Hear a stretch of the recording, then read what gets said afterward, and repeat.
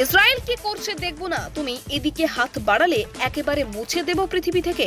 ইরানকে হুমকি ট্রাম্পের। রবিবার ইরান ইসরায়েলের মাঝে ঢুকে পড়লেন মার্কিন প্রেসিডেন্ট স্বয়ং ইরানকে হুমকি দিয়ে বললেন, সাবধান, পূর্ণ শক্তিতে আঘাত করব।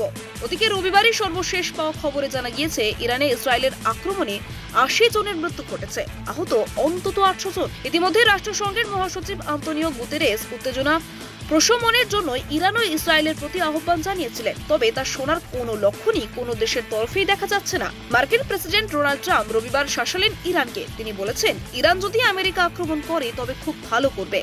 আমেরিকা কিন্তু সর্বশক্তি দিয়ে ইরানের উপর ঝাঁপিয়ে পড়বে। মার্কিন মিলিটারি একেবারে ফুল স্ট্রেংথ নিয়েই ইরান আক্রমণ করবে।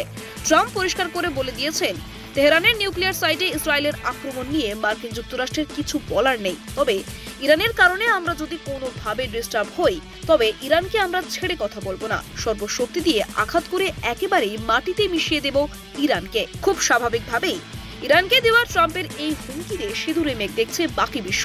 তবে কি বড় ধরনের যুদ্ধ বাঁচল বলে? তৃতীয় বিশ্বযুদ্ধের আবহ কি এটা?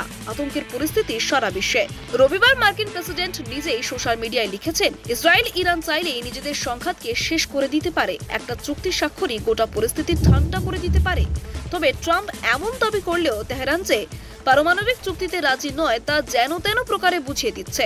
রবিবারই এই চুক্তি স্বাক্ষরের জন্য ছিল ষষ্ঠ দফার বৈঠক, যা বাতিল করেছে তেহরান। এই পারমাণবিক চুক্তি নিয়েও সংঘাত আবহে ইরানকে হুঁশিয়ারি দিয়েছেন ট্রাম্প। শনিবারই নিজের সোশ্যাল মিডিয়া পোস্টে তিনি লিখেছেন, এখনো সময় আছে, পরবর্তী আক্রমণগুলি আরো নৃশংস হবে। সব শেষ হয়ে যাওয়ার আগেই পারমাণবিক চুক্তিতে স্বাক্ষর করে ফেলুন, নইলে পরের ইসরায়েলি হামলায় আর কিছুই অবশিষ্ট থাকবে না। আপনি দেখছিলেন কলকাতা দর্পণ। ভিডিওটি লাইক করুন, আপনাদের মতামত জানান কমেন্টে। নিয়মিত আপডেট পেতে সাবস্ক্রাইব করতে ভুলবেন না।